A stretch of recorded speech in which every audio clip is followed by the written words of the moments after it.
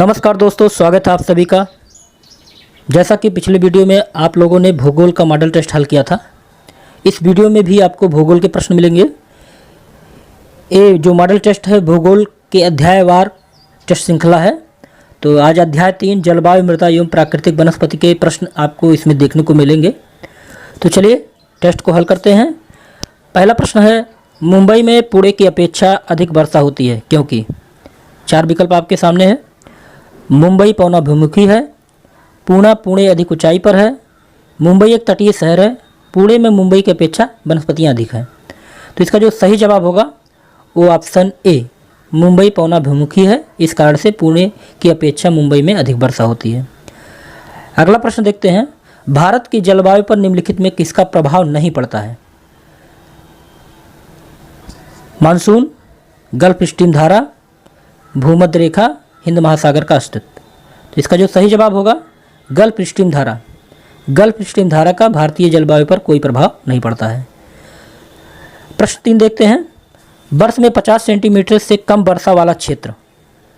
Option है मेघालय, कश्मीर में लेह, कोरोमंडल तट, कोंकण तट। तो इसका जो सही जवाब होगा कश्मीर में लेह। लेह में 50 सेंटीमीटर से भी कम वर्षा होती है पूरे वर्ष में। चलिए अगला प्रश्न देखते हैं, दक्षिण पश्चिम मानसून कब तक पूरे देश में सक्रिय हो जाता है? 4 विकल्प आपके सामने हैं। 5 जून, 15 जून, 1 जुलाई, 15 जुलाई तक।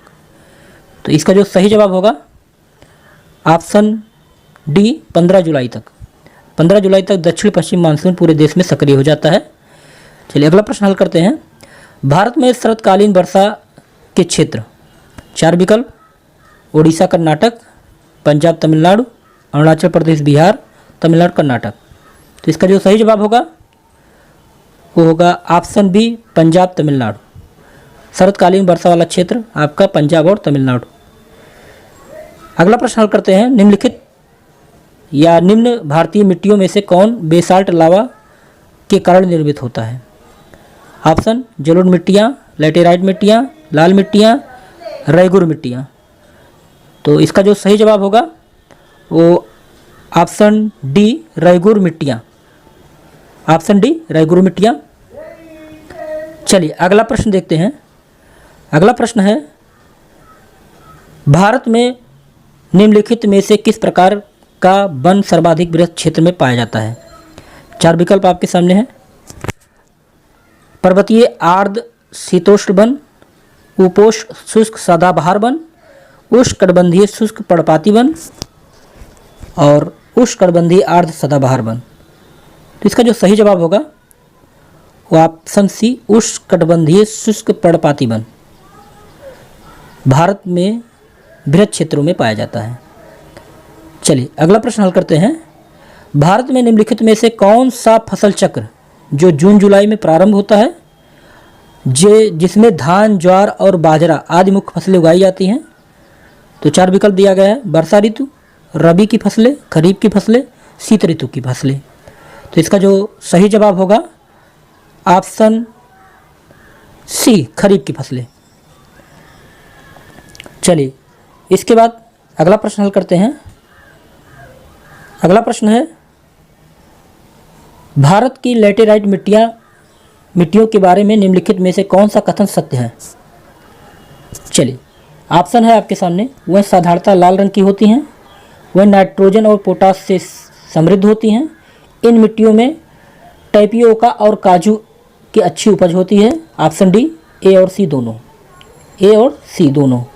तो इसका जो सही जवाब होगा वो होगा ऑप्शन सी, इन मिट्टियों में टैपियोका और काजू की अच्छी फसल होती है। चलिए अगला प्रश्न हल करते हैं। अगला प्रश्न है, निम्नलिखित में से किस अवधि के दौरान बंगाल की खाड़ी में बार बार उष्णकटिबंधीय चक्रवात आते हैं? पहला ऑप्शन है आपका अक्टूबर नवंबर, मई जून, जनवरी फरवरी, मार्च अप्रैल। तो इसका जो सही जवाब होगा अक्टूबर नवंबर। ऑप्शन ए, अक्टूबर नवंबर के दौरान बंगाल की खाड़ी में बार बार उष्णकटिबंधीय चक्रवात आते हैं। चलिए अगला प्रश्न देखते हैं। अगला प्रश्न है, जहाँ तक कृषि मंत्रालय के सरकारी वर्गीकरण का संबंध है, भारत में कितने सूक्ष्म कृषि जलवायु क्षेत्र हैं? ऑप्शन 123, 126, 127, 128। तो इसका जो सही जवाब होगा वो होगा 127।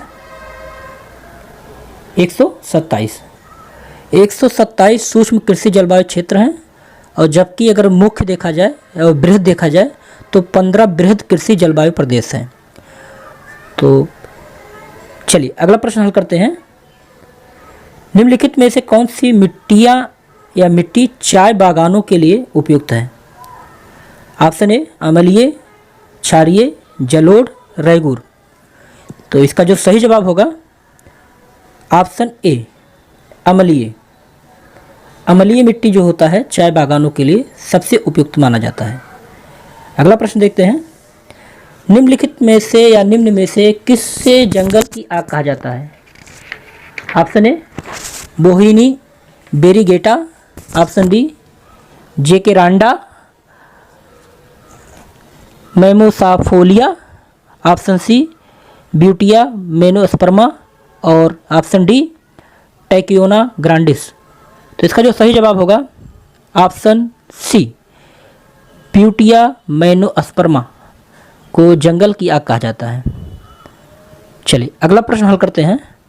राल प्राप्त होता है ऑप्शन ए चीड़ के वृक्षों से, ऑप्शन बी देवदार के वृक्ष से, बुरांस के वृक्षों से, शीशम के वृक्ष से।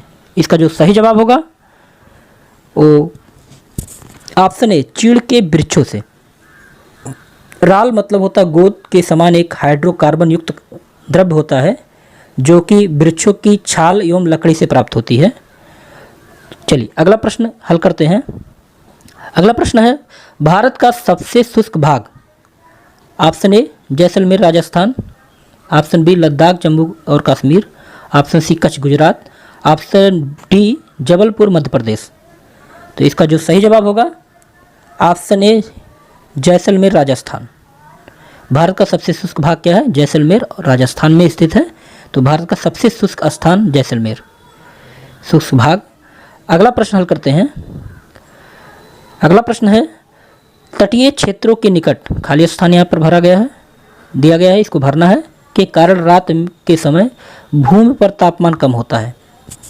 तो इसका पहला ऑप्शन है स्थल समीर, समुद्र समीर, तटों पर कम आबादी, स्थल समीर तथा समुद्र समीर दोनों। तो इसका जो सही जवाब होगा वो ऑप्शन ए स्थल समीर। तटीय क्षेत्र के निकट स्थल समीर के कारण रात के समय भूमि पर तापमान कम होता है। अगला प्रश्न हल करते हैं। भारत के किस राज्य में सर्वाधिक वर्षा होती है? ऑप्शन ए मेघालय, राजस्थान, उत्तराखंड, केरल। तो इसका जो सही जवाब होगा वो होगा मेघालय। चलिए अगला प्रश्न हल करते हैं। पौधे को सबसे अधिक जल किस मिट्टी से प्राप्त होता है? चिकनी मिट्टी, पानसू मिट्टी, बलुई मिट्टी, लोयम मिट्टी। तो इसका जो सही जवाब होगा वो होगा चिकनी मिट्टी। चिकनी मिट्टी, पौधे को सबसे अधिक जल चिकनी मिट्टी से प्राप्त होता है क्योंकि इस मिट्टी में जल धारण की क्षमता सबसे अधिक होती है। अगला प्रश्न देखते हैं। देश की निम्नलिखित मिट्टियों में से स्वतः जुताई की मिट्टी कहा जाता है? ऑप्शन ए जलोढ़ मिट्टी, ऑप्शन बी लेटेराइट मिट्टी, ऑप्शन सी मरुस्थलीय मिट्टी, कपास की काली मिट्टी। तो इसका जो सही जवाब होगा ऑप्शन डी। इसका जो सही जवाब होगा ऑप्शन डी कपास की काली मिट्टी। अर्थात काली मिट्टी में कपास ज़्यादा उगाया जाता है और इसको स्वतः जुताई की मिट्टी भी कहा जाता है। चलिए अगला प्रश्न हल करते हैं जो कि इस टेस्ट श्रृंखला के का लास्ट प्रश्न है। तो इसमें इस प्रश्न में कहा जा रहा है निम्नलिखित में से कौन सा कथन उष्णकटिबंधीय सदाबहार वनों के संदर्भ में सत्य है? ऑप्शन ए वन शीत और शुष्क प्रदेश में पाए जाते हैं। इन वन क्षेत्रों में वार्षिक वर्षा 200 सेंटीमीटर से अधिक होती है। ए वन विरल होते हैं। उपयुक्त में से कोई नहीं। तो इसका जो सही जवाब होगा ऑप्शन बी। इन वन क्षेत्रों में वार्षिक वर्षा 200 सेंटीमीटर से अधिक होते हैं। ये आपका 20 क्वेश्चन का टेस्ट श्रृंखला समाप्त होता है। तो आपको ये वीडियो कैसा लगा? अगर अच्छा लगा हो सब्सक्राइब कीजिए, लाइक कीजिए। फिर अगले वीडियो में मिलते हैं। धन्यवाद।